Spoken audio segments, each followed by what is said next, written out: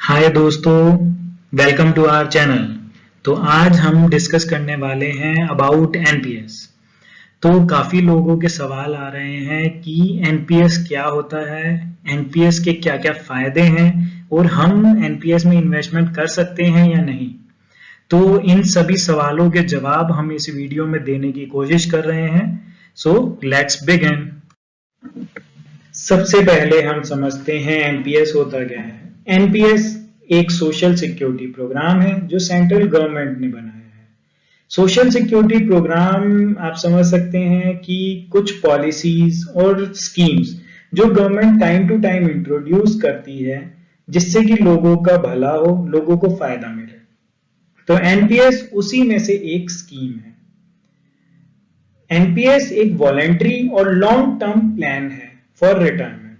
Voluntary का इधर मतलब है कि गवर्नमेंट हमें फोर्स नहीं करती एनपीएस में इन्वेस्टमेंट करने के लिए या अकाउंट ओपन करने के लिए। ये हमारे ऊपर है कि हम इसमें इन्वेस्ट करना चाहते हैं तो हम अपना अकाउंट ओपन कर सकते हैं, अगर हमें इन्वेस्ट नहीं करना तो हम अकाउंट ओपन नहीं करेंगे। Long term investment plan for retirement means हो गया कि ये लंबी अवधि का प्लान है जो हमें रिटायरमेंट पे बेनिफिट देगा।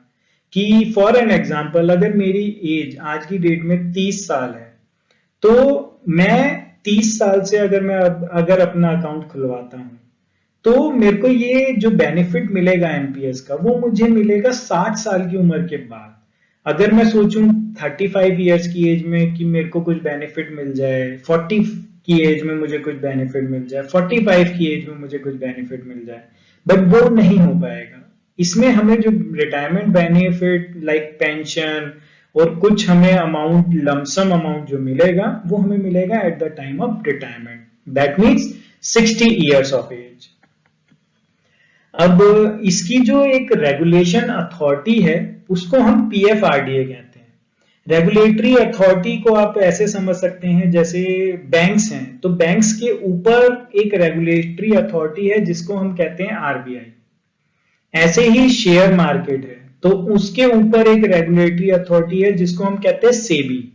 तो ऐसे ही जो ये पेंशन फंड्स मैनेज कर रहे हैं या पेंशन स्कीम्स जो भी रन हो रही है उनके ऊपर जो एक रेगुलेटरी अथॉरिटी बैठी होती है उनको हम कहते हैं पीएफआरडीए। अब हम बात करते हैं कि एनपीएस में कौन कौन इन्वेस्टमेंट कर सकता है और किसको इन्वेस्टमेंट करनी चाहिए। तो एनपीएस स्कीम के अकॉर्डिंग कोई भी इंडिविजुअल एनपीएस में इन्वेस्टमेंट कर सकता है जिसकी एज 18 साल से ज्यादा हो। उसके अलावा अगर हम बात करें कि किसको इन्वेस्टमेंट करनी चाहिए, वो बंदे एनपीएस में इन्वेस्टमेंट कर सकते हैं जो चाहते हैं कि रिटायरमेंट के बाद हमारी एक रेगुलर इनकम हो, जिसको रिटायरमेंट के बाद की पेंशन बोला जाता है। एक वो लोग इन्वेस्ट कर सकते हैं। अगर हम बात करें प्राइवेट सेक्टर की, तो प्राइवेट सेक्टर में पेंशन का कोई प्रोविजन नहीं होता जैसे कि हमें गवर्नमेंट ऑर्गेनाइजेशंस में मिलता है।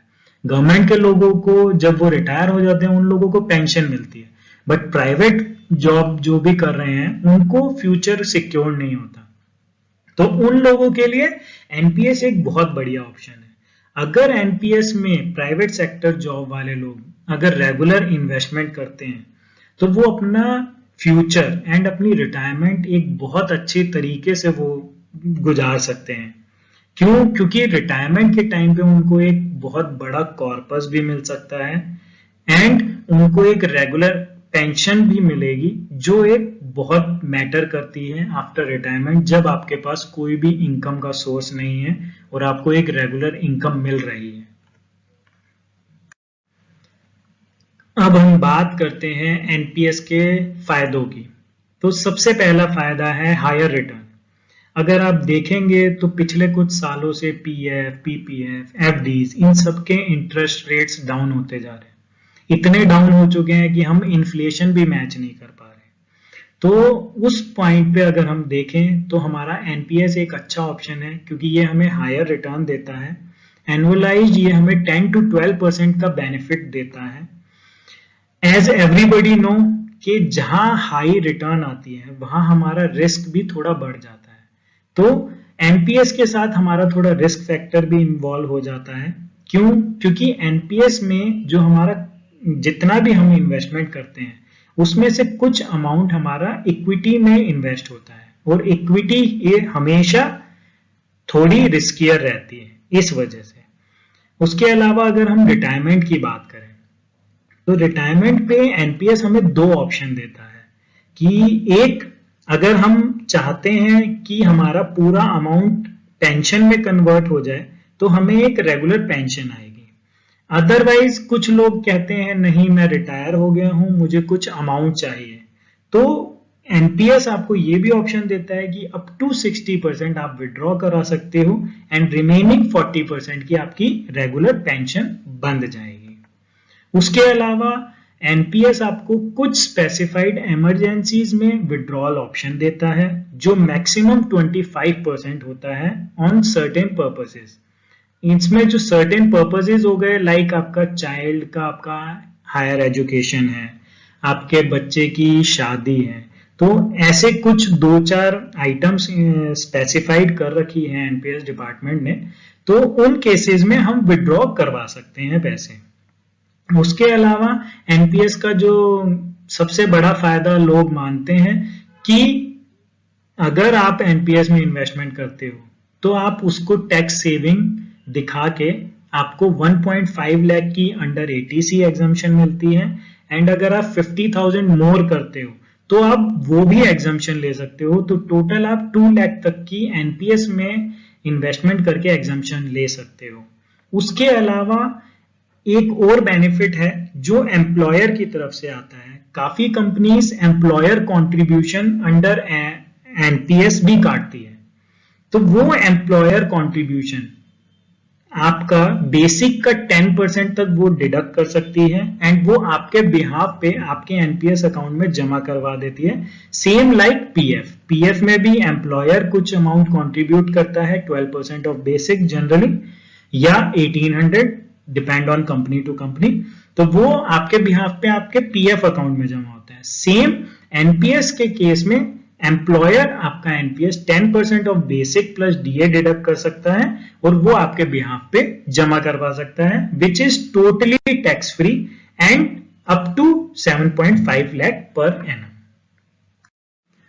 तो दोस्तों अब हम समझते हैं एनपीएस की returns on different salary slabs. तो एग्जाम्पल के लिए हमने 3 सैलरी स्लैब्स लिए हैं, 5 lakh rupees, 10 lakh rupees and 15 lakh rupees. तो उसके साथ हमारी कुछ एजम्पशंस भी इंक्लूडेड है, तो वो मैं आपको बता देता हूँ। First assumption is regarding tax, जिसमें हमने ओल्ड टैक्स रिजीम पकड़ी है।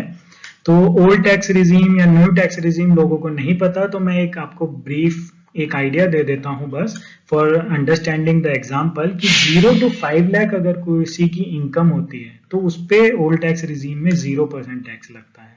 अगर किसी की इनकम 5 लाख टू 10 लाख होती है तो उस केस में उस पे जो टैक्स लगता है 20% लगता है। जिसकी अगर 10 लाख प्लस अगर इनकम है तो उस पे 30% लगता है। इसके अलावा काफी रूल्स रेगुलेशंस होते हैं, बट हम उस चीज पे डिस्कस नहीं करेंगे। तो इस एग्जांपल को समझने के लिए हमारे लिए ये एक एग्जम्पशन रहेगी कि हम यही कंसीडर कर रहे हैं, ठीक है। उसके बाद जो हम एनपीएस में जो कंट्रीब्यूशन करेंगे, वो हम जो कंट्रीब्यूशन कंसीडर कर रहे हैं वो हम मंथली कंट्रीब्यूशन कंसीडर कर रहे हैं, वो भी इक्वल इंस्टॉलमेंट्स में। ओके, तो क्योंकि उससे हमारा एक एग्जाम्पल सिस्टमैटिक भी चलेगा और आपको एक अंडरस्टैंडिंग भी मिलेगी कि अगर हम इक्वल करेंगे तो हमें क्या फायदा मिल रहा है।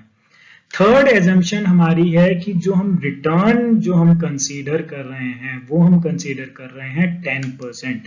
तो ये रिटर्न को आप लेके चल सकते हैं CAGR रिटर्न्स, जिसको हम कंसीडर कर रहे हैं फॉर अंडरस्टैंडिंग दिस एग्जाम्पल। सो हम एग्जाम्पल को शुरू करते हैं कि ग्रॉस सैलरी हमारी 5 लाख रुपए, 2.5 लाख रुपए हमारा basic plus DA, voluntary NPS contribution हो गया हमारा 50,000 रुपए, 10% ऑफ बेसिक प्लस डीए हो गया हमारा एम्प्लॉयर्स कंट्रीब्यूशन 25,000 रुपीज, 75,000 रुपीज हमने टोटल कंट्रीब्यूट किया, ठीक है। उसके बाद जब हम टैक्स की बात करें तो यहाँ पे 5 लाख तक 0 टैक्स रेट रहेगा, तो 0 उसने टैक्स सेव किया। उसके अलावा जो 10% के हिसाब से उसने जो रिटर्न अर्न की वो रिटर्न अर्न की 4,063 रुपीज, ओके तो यहाँ पे आप कहेंगे कि 75,000 पे सर 4,063 कैसे हो गई 10%। तो जो हमने एजम्पशन की थी ना, एक तो मंथली हमने कंट्रीब्यूट किया प्लस हमने CAGR हमने 10% लेके चल रहे हैं, ठीक है ना। तो CAGR का मतलब होता है कि अगर आपने अप्रैल में इन्वेस्टमेंट किया, मई में इन्वेस्टमेंट किया, हर मंथ आप कर रहे हो, तो जब आपकी एनुअल हम कैलकुलेट करते हैं ना, क्योंकि यहाँ पे जो अप्रैल का आपने जमा किया उस पे आपको सबसे ज्यादा रिटर्न मिलेगी। क्योंकि मार्च तक सबसे ज्यादा पीरियड ये इन्वेस्टमेंट आपका रहा, फिर ये वाला थोड़ा कम रहा, फिर ये और कम रहा, ठीक है ना। तो इसलिए इस कॉन्सेप्ट को हम कहते हैं CAGR, जिसमें रिटर्न अगर हम मंथली इंस्टॉलमेंट में पे कर रहे हैं तो उस पर क्या रिटर्न हमें मिलती है, ठीक है। तो टोटल NPS पे हमें रिटर्न मिली 4,063 रुपीज एंड देन हमने जो रिटर्न अर्न की 10%। ओके, इतना आपको क्लियर। तो अब हम नेक्स्ट स्लाइड पे चलते हैं। तो अब हम अगले एग्जाम्पल पे आ जाते हैं, जिसमें हम 10 लाख रुपए ग्रॉस सैलरी ले रहे हैं एनुअल की, 5 लाख रुपए basic plus DA, voluntary NPS 50,000 रुपए, एम्प्लॉयर्स NPS 50,000 रुपए, 10% ऑफ बेसिक प्लस DA। तो टोटल इन्वेस्टमेंट की है 1 लाख रुपीज की इन NPS। ओके, उसके बाद जो टैक्स ब्रैकेट आता है 10 लाख में कितना आएगा, 20%, जो हमने लास्ट स्लाइड में हमने समझा था। तो उस पे अगर 1 लाख रुपए इन्वेस्ट किए तो उस पे टैक्स सेव कितना किया, 20,000 रुपीज ये उसने सेव किया। अगर इन्वेस्ट नहीं करता तो उसको इस 1 लाख रुपीज पे 20,000 रुपीज टैक्स पे करना पड़ता। तो उसके हाथ में कितने रह जाते, केवल 80,000 रुपए, जो अभी उसके पास 1 लाख रुपए भी हैं जो उसने इन्वेस्ट कर दिए। उसके अलावा उस 1 लाख रुपए पे उसे जो रिटर्न मिलेगी फ्रॉम NPS इज 5,959 रुपीज की। तो टोटल उसकी रिटर्न कितनी हुई, मेरे हिसाब से उसको जो बचे, जो उसने टैक्स सेव किया यहाँ पे, प्लस उसको जो यहाँ पे रिटर्न मिली, ये दोनों उसके लिए सेविंग है। तो उसने अप्रोक्स 26,000 रुपीज सेव किए हैं यहाँ पे, ठीक है। तो अगर हम इसे कैलकुलेट करें तो उसने 1 लाख रुपए की इन्वेस्टमेंट पे अराउंड 48% की CAGR रिटर्न्स बनाई है। तो कैसा लग रहा है 48%? जनरली लोग कहाँ कोई इन्वेस्टमेंट में कमा पाते हैं इतना, और यहाँ पे आपको इतना मिल रहा है। चलिए will see on next example कि क्या है, उसमें क्या बेनिफिट मिलता है। तो अब हम आ जाते हैं अपने अगले एग्जाम्पल पे, जिसमें हम सैलरी कंसीडर कर रहे हैं 15 लाख रुपए, 7.5 लाख रुपए basic plus DA, voluntary NPS हमारा हो गया 50,000 रुपए, एम्प्लॉयर्स NPS हो गया हमारा 75,000 रुपए। तो टोटल इन्वेस्टमेंट इन NPS किया हमने 1,25,000 रुपीज, ठीक है। तो यहाँ पे जो टैक्स ब्रैकेट आ रहा है वो 30% आ रहा है। क्योंकि 10 लाख प्लस सैलरी हो गई है। तो टैक्स सेव कितना हुआ, वो हुआ हमारा 37,500 रुपीज का। रिटर्न ऑन NPS हमें कितना मिला अलग से, वो मिला हमें 6,771 रुपीज का। तो टोटल हमारी सेविंग प्लस रिटर्न कितनी हुई, 44,000 रुपीज की हमें टोटल रिटर्न मिली है। अगर मैं बात करूं टोटल रिटर्न, तो ये हमें मिली है एनुअली। उसके बाद अगर मैं इसको परसेंटेज वाइज में कैलकुलेट करूं तो I got approx 65% return as a CAGR।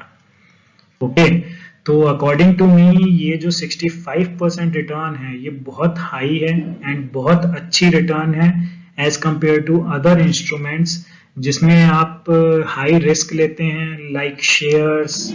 अगर आप इन्वेस्ट करते हैं इन शेयर्स, अगर आप म्यूचुअल फंड्स में इन्वेस्ट करते हैं, तो these are highly risky instruments. But आपको इसमें आपका पैसा जीरो भी हो सकता है और आपको एक अच्छी रिटर्न भी मिल सकती है। बट इस केस में उतना रिस्क नहीं है, बट आपकी रिटर्न्स बहुत ज्यादा हाई है। तो मैं आशा करता हूं कि मैं NPS के बारे में आपके सवालों के जवाब दे पाया हूं।